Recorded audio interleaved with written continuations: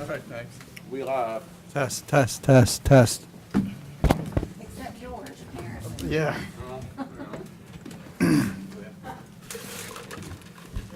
Test, that's it. There we go. You're good now. There you go. Paid extra money for that.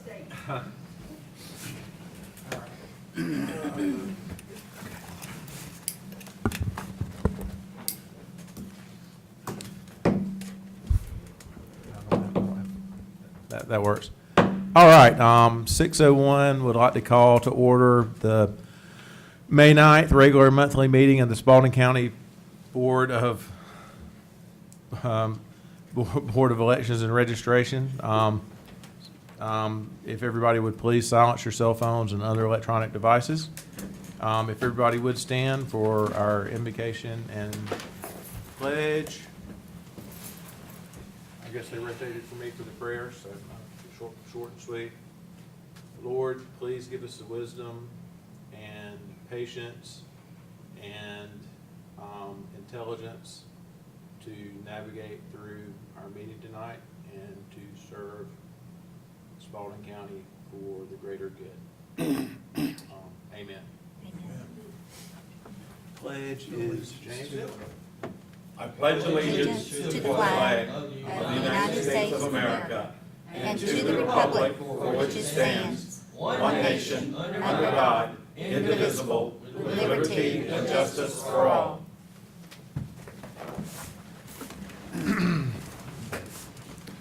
All right, next up are citizen comments. Speakers must sign up prior to the meeting and provide their names, addresses, and the topic they wish to discuss. Speakers must direct your remarks to the board, not to individual board members or to the audience. Personal disagreements with individual board members or employees are not a matter of public concern, and personal attacks will not be tolerated. The chairman has the right to limit your comments in the interest of disposing of the board's business in an efficient and respectable manner. Speakers will be allotted 3 minutes to speak on their chosen topics as they relate to matters pertinent to the jurisdiction of the Board of Elections and Registration. No questions will be asked by any board members during citizen comments. Outbursts from the audience will not be tolerated.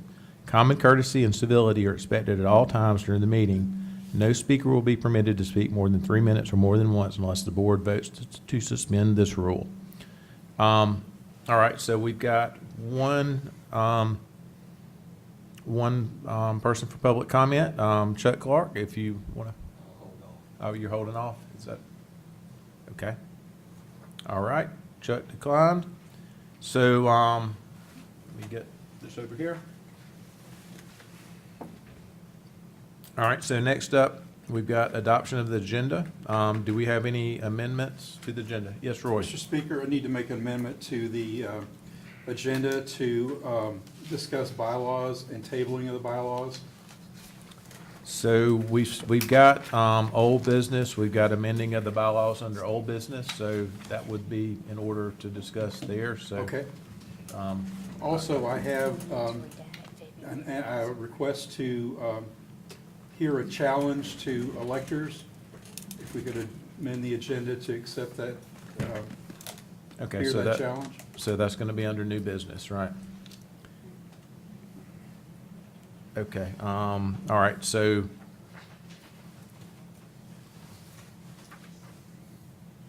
So we're not. To redact February. Oh, yeah, so we're not February, April, okay. And then, also, so added to that would be the removal under approval of minutes, where it says February, April, we're gonna strike February from it. So, do we have any other amendments? All right, do we have a motion to, adopt the agenda as amended? Jim first, Roy second, all in favor? Say aye. Aye. 4-0 carries. Okay, very good. Approval of just the April 14th minutes. Of our regular monthly meeting. You slow down here. Has everybody had a chance to review? Yes. We'll give Dexter a minute to sit down if he wants to review the minutes. I did it already. You already have? Good. Wonderful. All right, so any Any amendments to the minutes? Do we have a motion to approve the minutes? I move we approve the minutes. James moves that we approve the minutes. Jim seconds. All in favor? Aye. All right, so we're 4-0 on that as well. Next up is the report of the election supervisor. Kim, would you mind sharing what's been going on this past month? I sure will. Good evening, board members. You'll find your report, the election supervisor report, under the general information. Resignation of Billy Preston, promotion of Sandra Hardy. As each of you are aware, Billy Preston resigned from the position of voter registration coordinator for Spalding County, and her last day was officially April the 28th. Ms. Preston's election and voter registration experience, along with her many years of customer service, will be sorely missed. We will always be grateful for the dedication that Billy committed to this office during a difficult and challenging time of transitioning of the Office of Elections and Voter Registration. It was with her commitment, together with other wonderfully committed staff, that enabled us to drive forward and provide Spalding County with honest and fair election experiences, reflecting that of the highest integrity. As we move forward with the staffing of the office, I am more than pleased to announce that Sandra Hardy, who has served as voter registration clerk for 1.5 years, will be serving as the new voter registration coordinator for Spalding County. Sandra's desire to learn, her willingness to do what it takes to get the job done, along with her attention to detail and a positive approach to the challenges ahead, speaks volumes of her character. I look forward to working with Sandy in this capacity while serving the voters of Spalding County. We'll move now to a Jarvis update to our public. That's the Georgia Registered Voters Information System. And what I'm going to provide to you tonight, normally what I tell you is that it is still in process and we're working through it. And that is still the case. But we have been approximately 1.5 years into Jarvis, not actually using Jarvis. But as you remember, last year, the state was going to implement Jarvis, pulled back because they knew that it was not ready. I felt that we were at a point now where the board really needed to be updated a little bit more in depth as to that, just because we are getting near. August will be our qualifying period time, and then we'll be moving into a municipal general election in November. So with that said, it does continue to receive updates on a consistent basis. Sometimes that's every 2 weeks. Sometimes it's monthly. But most of the time that has been every 2 weeks. However, I have outlined an overall view of where Jarvis is at this time. Felon reports. The last felon report received by the Secretary of State's office and was processed in our office was January the 19th. We've not received any more felon reports since January the 19th from the Secretary of State's office. We did have a webinar with the Secretary of State's office this past Friday. I inquired of that, and their reply was they were hoping for May 12th to receive an update of felon reports, which should include the February, March, April, and May felon list. Moved out of county reports. This report should generate within Jarvis. At present, we have discovered the state is sending it to our FileZilla folder. For board members who are not aware what FileZilla folder is used for election data, normally they can send other things to that. It's a highly secured portal. So that is where our moved out of county reports are going to at this point in time. We hope. Kim, I'm sorry to interrupt. That's okay. The felon report, so we normally get those every month, right? That is correct. Kind of rhetorical. So did they state why there was a backup, or? It's just a process of Jarvis, where Jarvis is right now. It's due to the, Okay, thank you. Thank you. That's all what I of needed. this that I'm speaking of is all- due, Okay. all right, is got it. related to the implementation of Jarvis. I'm just slow tonight. I'm caught That's up. okay. I'm caught up now. The moved out of county reports, this report should generate within Jarvis.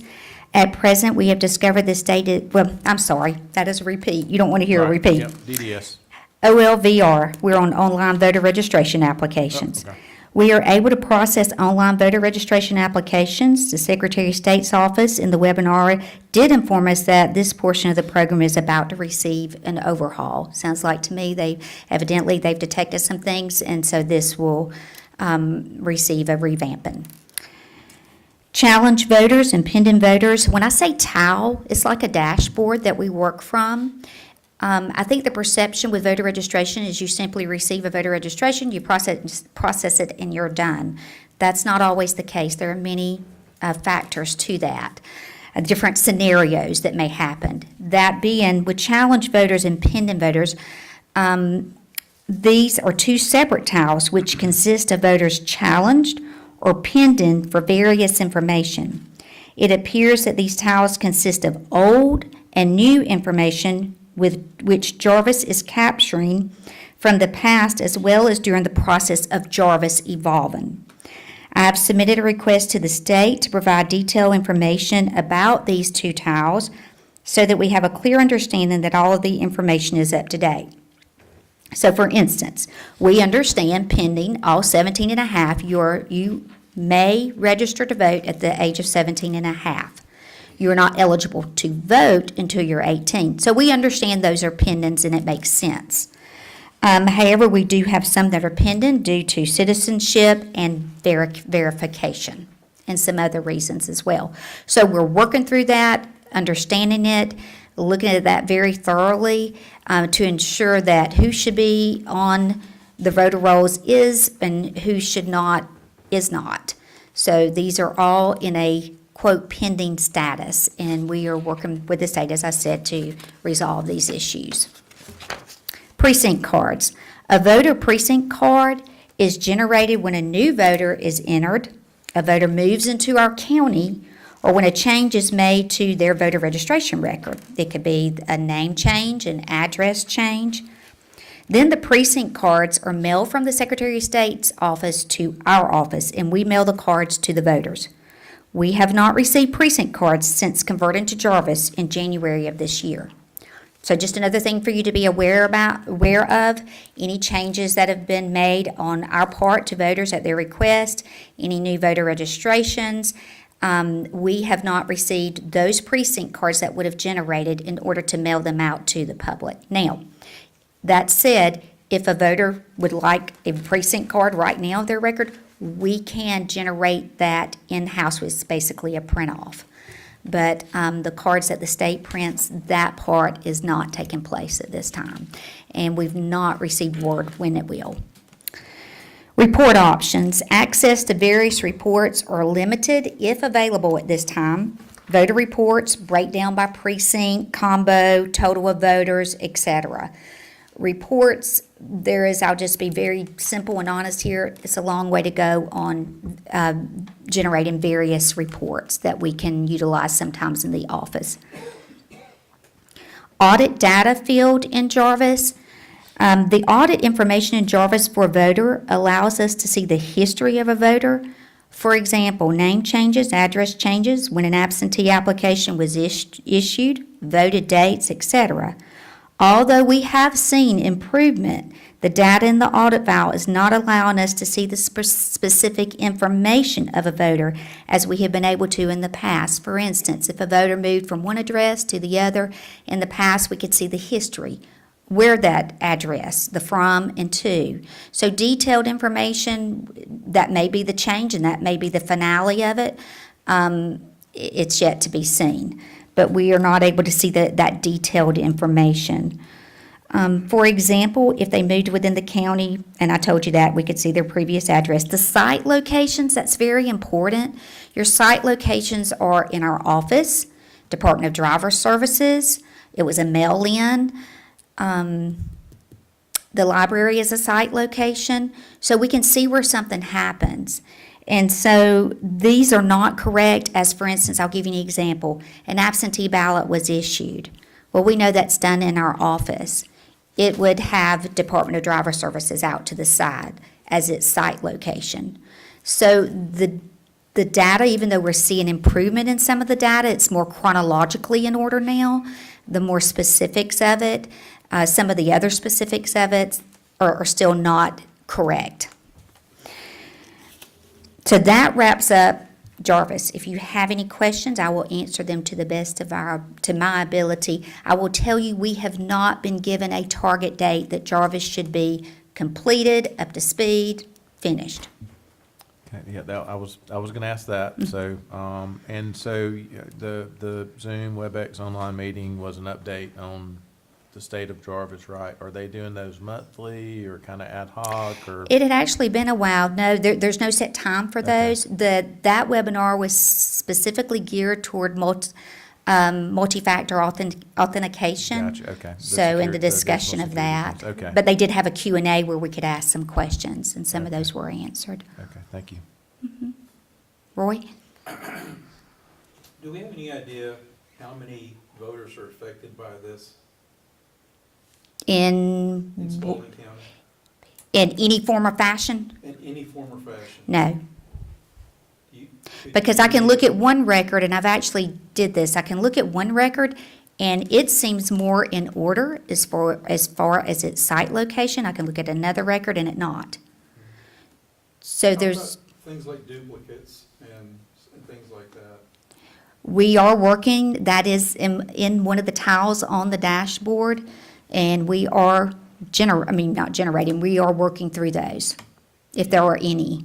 Do you have a feel for, is it 10% of what you're dealing with, 20%?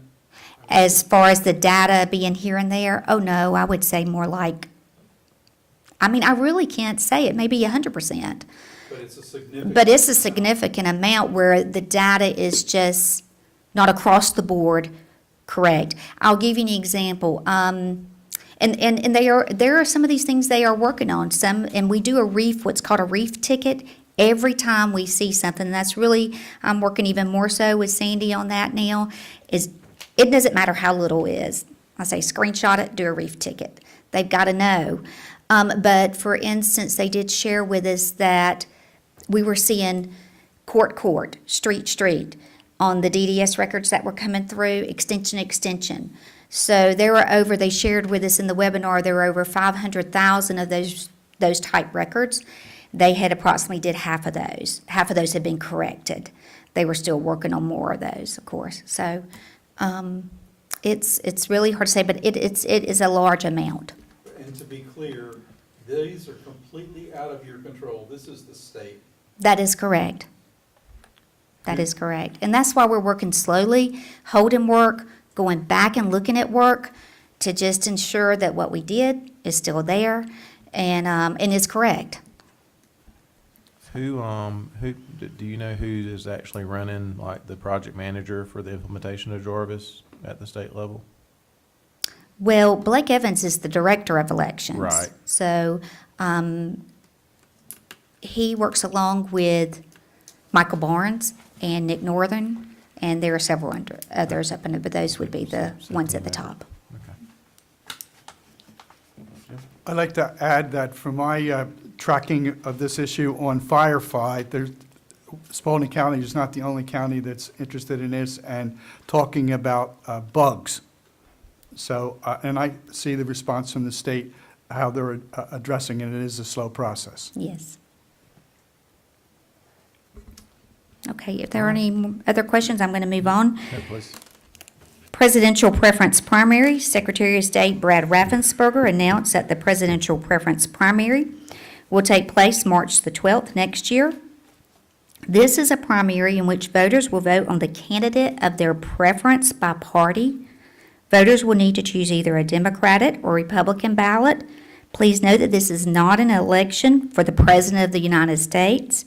It is a choice, a preference for the candidate a voter wishes to appear on the November ballot by party. Just an important note to make there. Training opportunities. Sandy and I will be attending a training session in Coweta County this Thursday for the new poll pad printers and the ePulse portal. Just to bring you up to speed, the ePulse portal will eventually allow us to view our poll pads in real time, which will allow us to know if any issues occur with the poll pads while processing voters. EPOL's operation on the local level will be advantageous in resolving any issues which may be occurring during the election process with the poll pads. We will not need to rely on no ink to resolve all poll pad issues. So this will be a good thing. Voter registration audit continues 2023, and it is proven to be advantageous in maintaining an up-to-date voter registration file. Henry County visit. We will travel next week to Henry County to view their new election and voter registration facility to gather ideas for office reconfiguration. Although we have our basic plan in place, as shared with each of you have taken the time to come by, and I've reviewed that with you. We thought that this could assist us in finalizing the plan. If there were just some things that maybe we could do a little bit better, then we want to do those things. Senate Bill 129, effective July 1st of this year. Section 2, the wording that third parties are mandated to print on an absentee application has changed. Section 4, the deadline for submitting results to the Secretary of State's office for an election has changed from 10 o'clock p.m. to 11:59 p.m. Section 5, OCGA 21-2-498 requires audits for all statewide and federal elections. Prior to this change, audits were on a voluntary basis. I don't know if you all remember, but just a reminder there. Audits will take place after the certification of an election.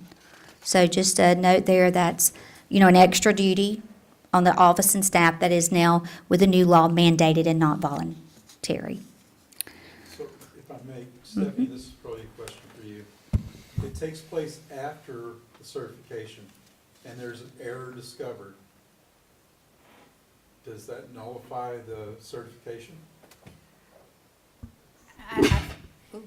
I think it's gonna be we're gonna have to wait and see what happens, if these audits do show issues, because none of the voluntary audits actually did show any issues. I think we're just gonna have to wait and see. Thank you.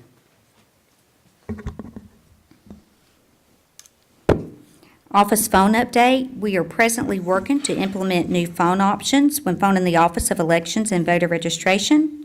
After researching, we discovered that this office had not moved forward in the past to utilize the ability of the call attendant to provide voters various options of what specifically they are calling about.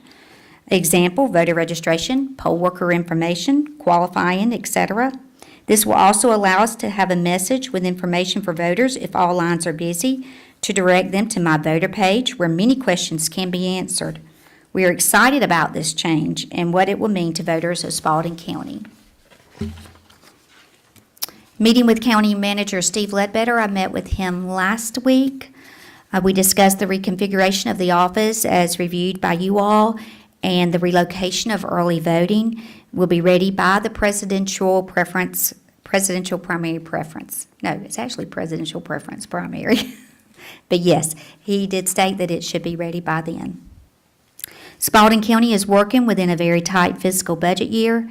However, as discussed with County Manager Steve Ledbetter, the Office of Elections, while working together with the county to conserve as much as possible, will continue to provide the level of integrity of elections for which all Spalding County voters deserve. Budget review. County Commissioners are meeting this week to discuss the 2024 fiscal budget. As shared with County Manager Steve Ledbetter, a reminder that in 2020, the Office of Elections and Voter Registration under previous administration received a total of $110,034.25 in grants. This figure represents $13,241 from the state of Georgia and $96,793.25 from the Center for Technology and Civic Life located in Chicago, Illinois. Therefore, the budget submitted comes through at increase in comparison to 2020 because we do not and cannot receive private grants, and there are additional elections within the budget presented. A copy of the grants that I am aware are attached. So I say attached, but if you'll look at the very back of your binder, you will see in the pocket back there the grants that I'm referencing. Some upcoming meeting dates to consider. And if you look at those and you have any questions, I'll be more than glad to answer anything I can. Meeting dates to consider, December the 12th, I will be attending Gavrio in Athens, Georgia. If you know, we've already had one Gavrio this year. They're having 2 in 1 year because there will not be one in 2024. So that December 12th, I will actually be in Athens at that. So we need to look at that. And either, say it's December and Christmas, or we need to reschedule that. May need to reconsider November's meeting date for certification. It falls, the meeting falls on a Tuesday, of course. Certifications, we normally try to get that certification in on Monday. So we can visit that at the next meeting. I just wanted to go ahead and put that in your minds. Kim, Yes, sir?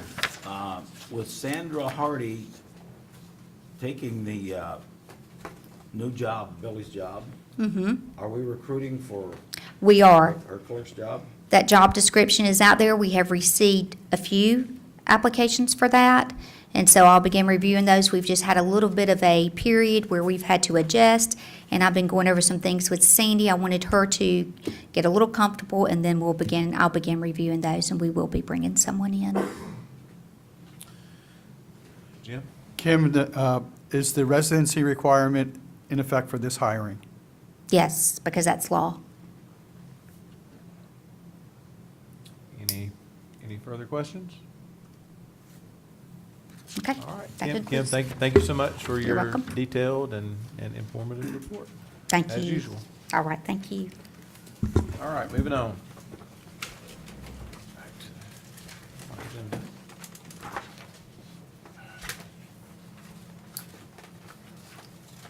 Thank you, Kim. All right, so, under old business, we've got, amending of bylaws. I don't know who wants to start on this. May I Yes, deliver please. my report that I prepared? Yes, sir, Okay. please. Edits since April the 11th election board meeting are these. I made edits in parentheses according to the law and parentheses suggested by the county attorney. Made edits about providing self-service water made by Kim Slaughter. Removed yellow shading. So when I first was creating the draft, I used yellow to indicate that it was new. We switched over to track changes. Both of those have been removed from the documentation. Requested additional input and edits on May the 2nd. And so I reconfigured the table of contents in light of the amendments. So I guess what I'm saying is we're way down the road. All right, thank you, Jim. Roy? Mr. Chair, in consultation with Jim and with consultation with the county attorney, I think that we need to give her a little time to go back through this and do some additional work. So in light of that, I would move that we table this until a future date. Okay, so we have motion to table, that needs a second? Yes, Yes, and there's no discussion. And there's no discussion, okay, so do we have a second? A second. So James, second. Okay, no discussion, so move to table, all in favor? All right, it's tabled, do we need to set a You date? have to ask her. I'm sorry, yes, we got all in favor, all opposed? I'm opposed. Jim opposed, Dexter opposed. All right, passes 3-2, and so there's no date set on that, right? Oh. It's just gonna, I would suggest leaving it on the agenda It's so on- that it's it's on- on next correct, month's agenda. correct, and we can pick it back up at any I time. can certainly have my review completed by that time. Okay. I strongly disagree in that this seems like an endless process. Very honestly, when I've asked for a response, I've had minimal responses. So I think we need a hard date when we're going to say this is over. We've been working 2 years without bylaws. That's my opinion of having worked on it. Okay, I mean, so, my comment, I don't disagree Yeah, with that. yeah, I don't- Next month. yeah, I don't disagree with that. sounds like Stephanie's gonna be able to get caught up by next month.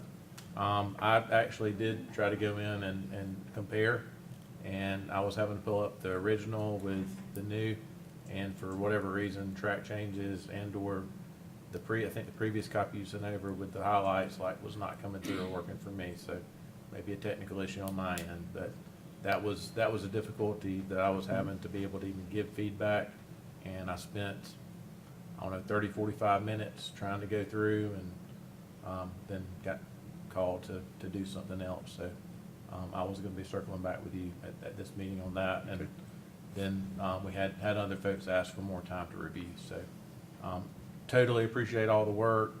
Nobody's trying to sandbag anything that I know of, and we definitely do need to be operating with bylaws, so I think everybody's in agreement on that, and nobody's disparaging any of the work at all, so we really all appreciate it, so. Okay. So definitely not that. All right, old business, Kim's evaluation. This is on me. I've had lots and lots of things going on personally, and I expect to have that survey out as promised by end of the week to the board. So as long as nothing else happens, so we'll see. God willing and the creek don't rise, or whatever the folksy saying is. So and I apologize for making you wait. I also realize that we're losing Miles Neville on the 16th, which is next Tuesday. So that additionally is, I'm going to try to see if we can make sure we get it in prior to him leaving. So would everybody be okay if I got it out tomorrow? Would everybody be okay with, man, that's going to be tight. Would 24 hours be sufficient if I got it out to get a turnaround on it? Time tomorrow. 'Cause Good. When you say 24 Good. hours, what time is?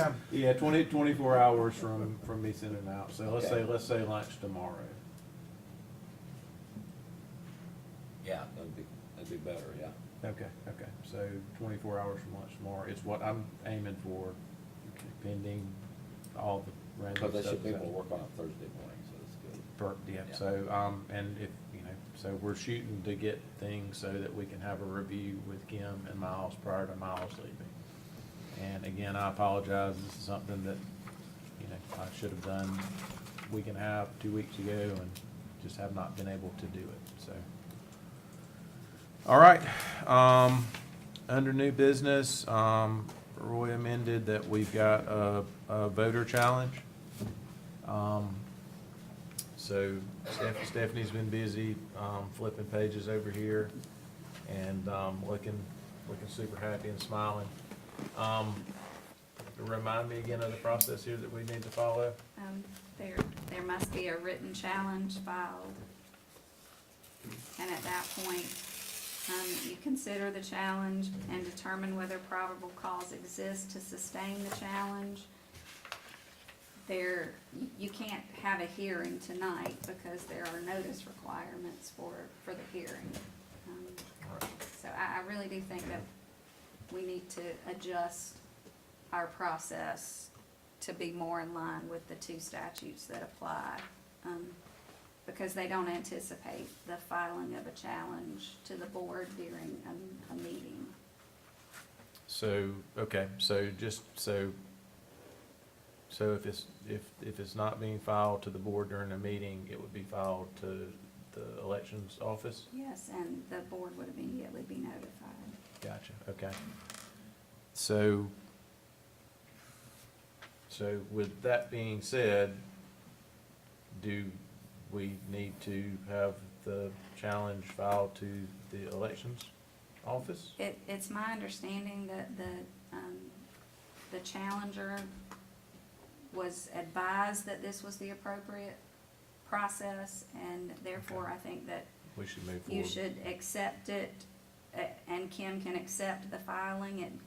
We don't have a stamp to stamp it in, but it needs to be stamped as accepted on such and such on this date at this time.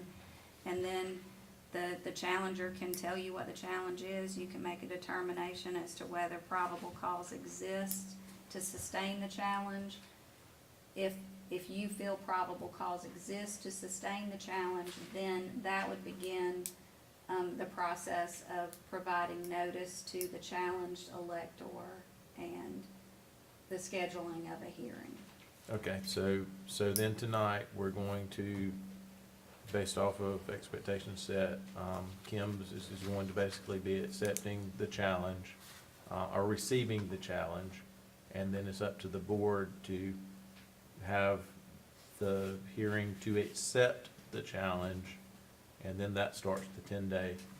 Am I, The board is determining whether probable cause exists to sustain such to challenge. sustain such So challenge? basically, if the challenger is providing you with enough information that you feel is adequate to move forward and Okay. have a hearing.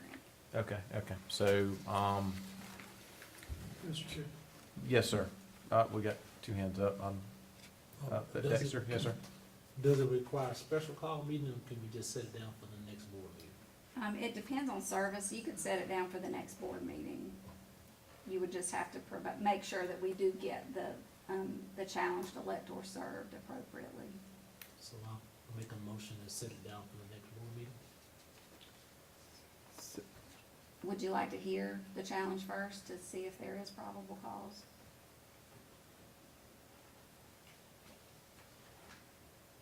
I mean, I have no idea what the challenge I is. think, don't yeah, either. I think probably best just to set the date down for the next board meeting and have us circle a copy of it and then make the determination. I don't, Okay. Point taken, Roy? I don't think you can quite do that. I think that once we receive the challenge, it starts a clock. And if we have a special call meeting, that has to be within a fixed time period. And then we can come back together once we get the information back from the challenged voter, and we can vote on whether the challenge is sustained or not. But once we receive that challenge, it starts a clock, and that's not a 30-day clock. What's the clock? The clock is, Stephanie, would you? Well, no, the clock, there are two statutes that this involves. So this is, if indeed this is, and I don't know what the challenge is, but if indeed this is a challenge of a person on a list of electors by other electors, then that's OCGA 21-2-230, which if you determine that there's probable cause and the challenged voter doesn't cast an absentee ballot or appear at a polling place, then you proceed to hear the challenge pursuant to another code section, which is 21-2-229. And that is, that's where these timeframes that I think Roy's referring to come into play.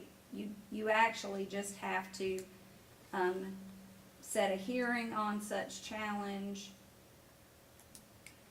The problem is that this refers to two code sections, and it's very unclear as to what your timeframes actually should be, because it says you have to set a challenge within 10 business days after serving notice of the challenge. So the filing is one thing, and then the serving notice has to be within 10 days. So the serving of notice can be by first-class mail, which is in these days notoriously unreliable, or you could serve by process server, overnight delivery, sheriff's service, any other means of service that you would want to serve. But you would have to have a hearing within 10 days of that service. So there's nothing that says you have to immediately serve the challenged elector. So it could be timed appropriately such that the challenge could be heard at our next meeting. We would just have to make sure that we're taking all the steps necessary to make sure service is appropriate. I don't rely on even certified mailing anymore in my practice, because the postal carriers don't get signature cards signed anymore. Since COVID, they have not. And you rarely get that card even returned showing appropriate service on someone. So I rely on UPS, FedEx, signature services, to make sure that folks get served appropriately when certified mail or overnight mail is an option. Do we have a challenge in hand? We do not at this point. Okay, Well, so we've got a challenger here. What do you mean by challenge? So there's a challenge in a hand out there? that no, see I mean, I didn't know if as far as- something had been submitted to someone. Has anything Okay, been so submitted? what I would like to do, since Not that I'm- this is my area, is I would like to have time to consult with Stephanie and present to you all exactly, and I can have my part done within just a couple of days. And it is established what we do. That's what needs to be done. So we're not working this out in a public meeting. We have our process and we present the process. I don't disagree here. So we've got, Dexter, we've got your motion on the floor. Apologies for all the interruptions there. Stephanie, I will pass on. She asked if you would reconsider, or do you want to move forward with your motion? I'm trying to read statute, because. Yeah, well, so I think I what, think one thing is, do we set a precedent of receiving a challenge during a board meeting? That is, and that's something I don't think the board needs to tread lightly on. And so to that point, and if we're talking about 10 days, like Stephanie said, we got enough time to do everything right. We could do a motion to set it down, have it served by FedEx or UPS with the appropriate, and have it, that way we know we're gonna have the hearing. Is there a So- second? so, yeah, well, so I guess let's get either reconsider or let's get a second, but we're gonna have discussion in a minute anyway, so, let's clear the motion and, like, we I'll second. got a second, okay, so now we can discuss. So now we can continue to discuss, right? Can we hear the Um, motion again? Yeah, so you used a different word. You said it was a motion to Set the hearing for the next. set the hearing, okay, set the hearing, yes, for the next, set the hearing for the next monthly meeting, right? Okay, so that was motion, second discussion. I So, agree that I'm not terribly comfortable with the acceptance of a paper filing by this board in a meeting. well, so here's the thing that is still murky to me after hearing you work through all that, is that, is the notion of, the office or one of us getting essentially handed the challenge by a voter. And so that's, being received, and then the board has to, decide whether there's probable cause, which would be at a meeting. And so is there a clock between it being turned into us and the probable cause, vote? And that would be a hearing of the challenge as well to determine if there's probable cause there, right? Yes. Yes. So if we do wait until next month to do that, we would then I would expect that the filing would be made 10 day, at any time Between in the now and next next few month. days, Right. yes, at the elections office where it could be appropriately accepted and stamped in. okay. And then. And that is how challenges have been filed in the past. They've never been, to my knowledge, handed to any of you, and they certainly have not been filed at a board meeting. Okay, Filing and presenting to the board filing and presenting are two different things. Yes. right, Okay, So- so let's just be clear there. I think we're mixing those together. right. And I'm trying to Yeah. untangle this as well in my mind and for everybody. So the challenge, so I think we've heard, two challenges in the past. Twice. So Mhm. both, think maybe there was one earlier on. So, and both of those were submitted to the office first? And then- Yes. Okay, They were submitted to the office first. okay, so then, you know, what Dexter is saying, but, so go ahead, Roy. I don't disagree with anything that anybody has said so far, but we also have to take into account, we have a process that has been submitted or has been presented to this person who is now going to bring this challenge. And that process was to bring it to the board. And so if we accept it tonight without setting precedent, then we can still stamp it in, hear what he's got to say, and do all of our work, because that's what was presented. I think Billy actually wrote that document, but regardless. That's the process that we have. I think the process needs to be adjusted, and Stephanie and I talked about that earlier. And over the next couple of weeks, I'm sure that we can come up with something much better than what we have tonight. But tonight, we've got someone here who thought they were coming, following the rules, to make a presentation about a challenge. And I don't know how we fix that. So fixing that would be making the exception, well, it's not an exception to the rule because the rules as written right now, as you said, and Kim, is that consistent with your understanding of what? As Stephanie, not alluded, but actually stated a while ago, the law can be a little confusing It's on very hearings. confusing. Right. Well, I mean, we're- not on necessarily hearings, but on challenges. It's one way It is. here and it's one way there. So when you read through the law, your perception is that, okay, they need to go and present it to the board, which is what you're referencing. Yes, ma'am. Okay, and then another way, it reads to be filed. So honestly, just like I have seen with other laws in OCGA, it could probably be either way. And we But, don't- And we go don't ahead. have case law Yeah. yet that actually clears this up. Okay, so, all right, so we've got a motion to, you know, we've got somebody here with a challenge in hand, he's been waiving it. Who's here with understanding that it would be heard, is my understanding from what I've heard. So, you know, the motion is Point of information, yes, sir. so has it been filed in the water registrar's office between the hours of 9 and 5? So, Not to my knowledge. not, Kim?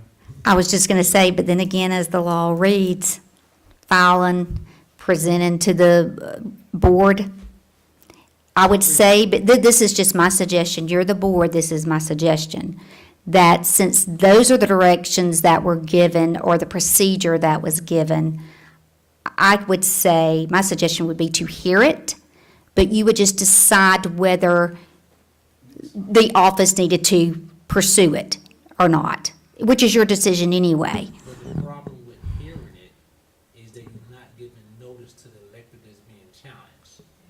That's So- right, we cannot have a hearing. No. Yeah, well, so. Well, it's so- not a no, it's Right. not a hearing about whether they should be removed, the electors should be removed or anything. It's just the board deciding whether it qualifies to move forward for the office to review it for that, and to give you the information that we find. One Just thing a- that I do think is fairly clear is that a paper filing is required. And there's no provision for a challenger to come before the board and read his or her paper filing Right. to you. So there would be, regardless, there would be nothing for you to hear tonight if you were to accept his paper filing. Okay, so, So I have a question. Is there any reason that he cannot hand this paper to Stephanie tonight, or to Kim tonight? or Kim, I mean, tonight?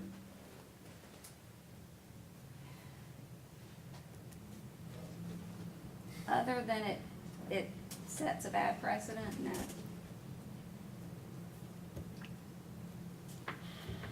I don't believe it's illegal, I just don't believe that it is the best procedure to follow. Okay. All righty then.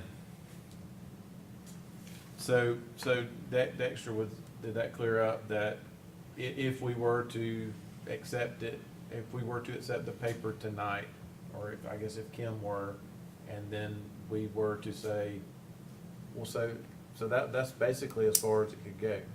That's correct. That's It it, could so go no that's, further. that's as far as it possibly could go tonight. So it would basically be, somebody's here, we can make an exception this one time, they turn it in tonight, and we're all admitting that this is an exception, and we're going back to, Would the chair entertain a different motion? yes, sir? Would the chair entertain a motion to reopen the public comment period? And And let them allow- make it through the public comment? That way it's not technically filed, but that person can make that comment, So, Would you accept a friendly amendment? as long as it's friendly. It's friendly, and it would be that we wouldn't require the three, I don't know how long it is, but if we hold it to 3 minutes, it may not hold the challenge, or the discussion. okay, so as long as it's unanimous, we can extend to 3 minutes, so that's, so how is that interacting with? So Dexter, are you withdrawing your Yes. motion, your original motion? Are you withdrawing your second, Jim? Yes. Okay, Okay, so he's making so it, new motion would be to reopen public comment and, allow the challenge. and allow the challenger to speak. And additionally, do we need to set a time limit? Maybe we should ask how long it is, I don't know. Okay, so we should just allow it to exceed 3 minutes at the board's discretion. Does that sound like a reasonable, friendly motion? Okay, do we have a second? Everybody all at once, I guess James won that one. 27 Okay, seconds. that's, so do we have any further discussion on this? I think that was a good thing. All in favor? All right, so unanimously, we are opening back up public comment, and we actually, ironically, somebody had signed up to actually be a public comment, and it's Chuck Clark. So I think we're finally gonna be able to unwind this. Thank you, Dexter, for that idea of how to settle this. It's a great idea. So, Chuck, if you wouldn't mind coming up, sir. Do I need to pull this up? Yes, sir. Yes, sir, if you will. All righty. My name is Chuck Clark. I'm actually an old retired citizen fixing to have a birthday here Sunday. And I've been about a lifelong resident. I've been here in Spalding County about 50 years. I'm a retired police officer from the city of Griffin, retired from the state of Georgia. And over the last several years, I've been watching a lot of stuff going on in the elections, and I was a little concerned about some of our voters lists, so I had some research done and did some research, and my voters challenge restoration, I actually have a form filled out here that says, I request the following names listed, which I have an attached list. Now, I'm not sure if you need one, because what I have is voter ID number. I do not have names. They've been redacted, okay? So, therefore, either the list below attached has been removed from the official voters registration of Spalding County, Georgia, and the reason is indicated, and I wrote out here at the side, is because, number one, under Georgia law, Title 21, Chapter 2, Article 6, and 21-2-235, and 21-2-231G, it will be ineligible for these to vote in an election in Spalding County until such time they either, those persons are chose to register to vote by completing a new voter registration. And I have attached the list of documents, which is closed, and the reason why I'm doing this is the legal residence request registrar has failed to vote in at least 2 past elections in Spalding, as a Spalding County residents can register to vote in accordance with the existing law. And I've signed and dated that as a formal challenge, and I have a list here of 13 that I was able to go down before. And most of them were suspended with the exception of 2. And there was 2 voters. One actually voted in Florida 3 times, in 2016, 2018, and 2020. And they were registered in Florida as of September 16, 2016, and they still are active Florida voters there, and that's per the Florida Voters, State Voters database that they have. The other residents also is voted in Florida in 20, and the registrar's he's registered in Florida August 17, 2020, and he's still active registered, or he or she, but I'm not sure if they're male or female, are still active voters there as well. And this is based upon the current, as of 1 November 2022, that we have here in Georgia, showing where these folks are. And also the database, like I said, referred to as the Florida State Voters Database, that we were able to go back and I was able to double check and take care of. And what that does basically shows that they have not voted, the others have not voted in the last 2 federal election circuits or choices there. So that's why I'm contesting them being able to vote here now. So, all right, so this is citizen comments, and unless we suspend the rules, we can't ask any questions, so. And you shouldn't anyway, because that could be considered a hearing. Right, and- well, exactly, so I'm with you on that. So, thank you, Chuck. Should I give this to her? I think we had to discuss that more, so hold on to it for a minute, and we'll hopefully figure out if it's tonight or if it's tomorrow during business hours. Okay. But Thank thank you. you so much. All right, that'll conclude citizen comments. We have no further. I don't believe we need no motions to finish it. There's no one. So, okay, we are, I guess, back under still new business and the challenge. I'm not sure, so I suppose the next step would be keeping in line with what I have heard so far, and y'all are gonna correct me if I'm wrong, would be for Chuck to submit the supporting documentation to Kim during business hours at the office. That would be what you're saying That is would be my preferred suggestion. right now. That's her suggestion right now. Sounds like it's everybody else's, as far as setting a precedent as well as how things have been done previously. And then, so, we haven't had a hearing to be able to decide to move forward, but we have heard Chuck's contest. Yes. So, that being said, he turns in the paperwork, what is the expectation of the next step? And I know that it's you guys getting together and telling us, right? That's right. And then we'll probably need a special meeting. That's kind of what I'm hearing. Yes, sir. Okay, well, so Chuck, thank you for coming tonight. Apologies for the confusion. It's 2 different code sections. I apparently did it slightly different before. Apologies for confusion here. We're usually not this confused, I believe think it or we can not. blame the legislature on that. Let's blame the legislature, yeah. yes. I can't take any more public comments, so, I just need some clarity on something. yes, sir.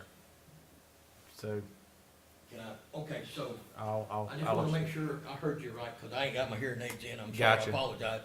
But, so I'm just file the paperwork with With- her between 9 and 5, is that correct? Between 9 and 5 at the office, that's the precedent that has already been set, and again, apologies for if you were told any different. As is apparent with all the conversation, there's two different sets of, rules that are kind of conflicting and overlapping and using, the same words maybe to have different meanings. And, that's what, after you turn it in, I'm hopeful that between these 2 brilliant minds that the process will get, streamlined, and then the board, I'm assuming, will call a special, meeting, and we'll definitely let you know. So we can move forward with the next step, which will be not accepting, but choosing to move forward, Yes. choosing to move forward and pursuing the challenge. Due to the confusion, we will be in touch with you, so you have an understanding of the process and procedure, and I do apologize for the confusion for It you. will be crystal clear as soon as it is It will to be. us. Fantastic. You will know as soon as we know. Thank you, sir. Yes, sir. Appreciate it. Yes, sir. Thank y'all for your Thank time. you, Chuck. No, all right, Dexter, thank you for the, meeting halfway there. That was excellent. Does anybody have any further comments on that? So, y'all will be in touch, right? And Kim, thank you for reassuring Chuck. I appreciate it. Chuck, thank you for coming tonight. All right, next we got board member comments. Roy, you, nothing? Oh, Dexter? I'm sorry, I do. Sorry, okay. I have a schedule with Mr. Broder to get together and move some files in the next week or so. Once those files are moved back to the elections office, then we'll figure out the time frame to get things scanned, and anything that can be shredded will be, gotten rid of. Would like to have another person, can't have three, but if somebody else could join me, when we move those files, that would be very helpful. When are you looking? It's the 16th and 19th, I believe. Carl and I have chatted about it, and those are the times that were good for him. We'll get a van from Leisure Services, and I think there's 77 boxes that we need to move. But if Jim is available, it would be great to have you help. Let me take a look. Don't need any heavy lifting, just need you No, I know. to be there. So thank Just you. need That's us. all I have. Thank you, Roy. Dexter, nothing? Okay. I'll let you know tomorrow. Jim, any comments? No. No, okay. James? No.